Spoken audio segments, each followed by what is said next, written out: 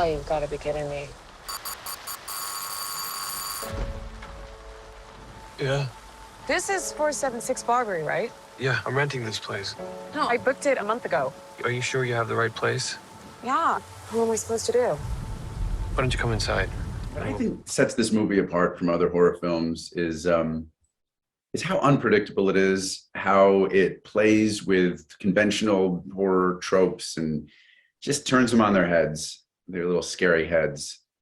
It is it's a really seamless blend of very scary and very funny, sometimes within the same scene. And I haven't seen that kind of thing done as well since, early Sam Raimi. It's up there with the greats. Zach is not it, Zach. Well, I'm sure a lot of people have encountered, the toxic male, a real toxic male. He's a real narcissist. He's very entitled and spoiled, and fortunately, I couldn't relate that much to some of those aspects, but some I could. I'm an actor, I have my own struggles with narcissism, and I think it's just a matter of like leaning into those like unsavory elements of my personality, and imagining what it would be like to be somebody like that. Fortunately, most of it was done with my imagination, and I think audiences will hopefully be able to relate to somebody being in a perilous situation, and somebody who is just really, I mean, everyone knows unlikable people. Georgie is totally right. He did not at all seem like a first time director. Was so assured and so prepared, and just had, I just, somebody you just we all just trusted so implicitly. And I had never been to Bulgaria before, so just being there was really an experience, and I loved it there. I had never worked on a movie that was, I never gotten to play a character who was that flawed, who was that despicable. So that was kind of exciting and different, and a lot of firsts. Never worked with Georgina, the great Georgina. I never worked with Bill or Skarsgård, or any Skarsgårds. I don't think I've worked with a single Skarsgård, which is rare. We love it. We love Airbnb. Joe, Brian, the founders, the wonderful founders. We had fun. It was kind of like it was so sweet. We played so many games, like Zach Cooperstein, who was the DOP, was really into games, so he had like all these board games he brought with him. He had like Catan, that's one, right? And he had like Werewolf, and he had playing cards. So we had a lot of time together where we played games. It was kind of like very sweet, very we didn't go out like drinking or like clubbing or anything like that. We played games, and it was very wholesome and sweet. So I think what sets this movie apart from other horror movies is that it's just got a fantastic script. It has a fantastic story in its center. It's really well written.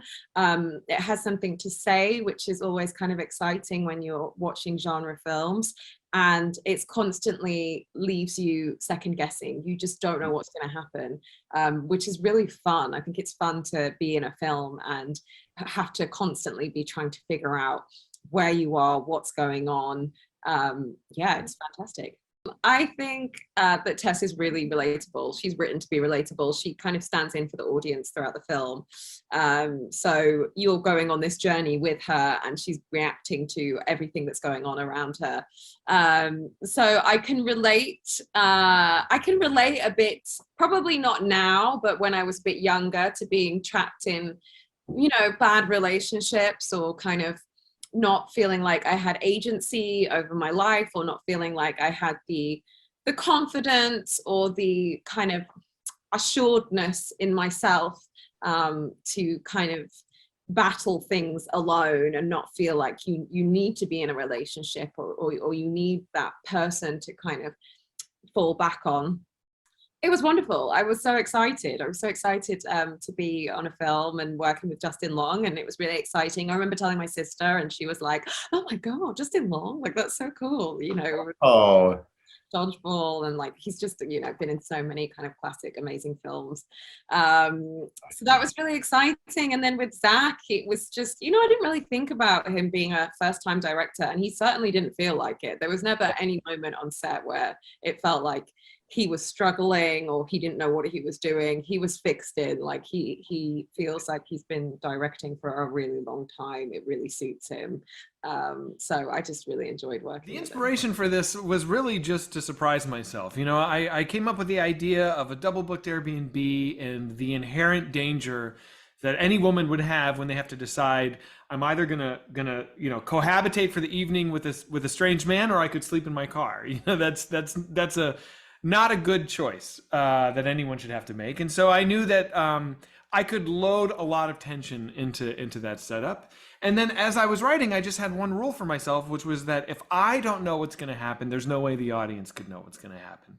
So I just tried to follow my nose and surprise myself. And I can confidently say that it is a surprising story because I didn't know where it was going to go. Well, I think that balancing humor and horror is not as difficult as it may seem. They're so similar things. The anatomy of a joke is almost the same as the anatomy of a scare. It's all about building tension or building tone. It's all about timing, and it's all about zigging when the audience expects you to zag. So I feel like I'd been kind of working on this for a long time in one shape or another through my experience with comedy. And then as far as policing myself, I really didn't. I just kind of wrote what was fun to write, and I just trusted myself. So I tried not to think too much about where it was, if it was getting too heavy in one direction or the other. I just pretty much figured I'd probably pull it off, and if I didn't, I'd figure it out. We filmed it in Detroit for some of it, and we filmed a lot of it in Bulgaria. Filming this movie in Bulgaria was a real adventure, but I was in great hands. I mean, they have very experienced crews there. My Bulgarian producers treated me great. We built a whole city block in Bulgaria on a very limited budget, and we erected 13 houses, and then we rebuilt those houses to have completely different looks. Every interior was done on a stage in Bulgaria. I mean, I really got just an absolute bang for my buck there. And it was really fun. They were a great group of people. I would make another movie there for sure. It was awesome. Well, Georgina was the perfect actor for Tess because first of all, she's just an incredibly wonderful actor. She's so talented. She never has a false moment. And she has this really empathetic quality where it's easy to kind of beam yourself into her and like join her on her journey. And so I knew that when she signed on that my movie was going to be in good hands. I was thrilled. And then Justin, it's a little bit of a spoiler, but Justin plays a pretty despicable person in this film. And he usually plays these like lovely, endearing people because he has such a lovely, endearing personality. And so to kind of use that vessel of this total charmer for this total scumbag, I thought was a really exciting thing to try. And he's so gifted that he really pulled it off. When you watch a horror movie in a theater, and especially one like this that's very surprising and has a lot of big moments, the communal experience makes it, in my opinion, exponentially more enjoyable. If you're watching something at home by yourself, looking at your phone, you don't have that kinetic kind of plugged in, juiced up experience. So I think of it as like, do you want to watch a video of someone going on a roller coaster ride, or do you want to go to the theme park and get on the ride? Go get on the ride, man. You only live once. Have fun. Do it.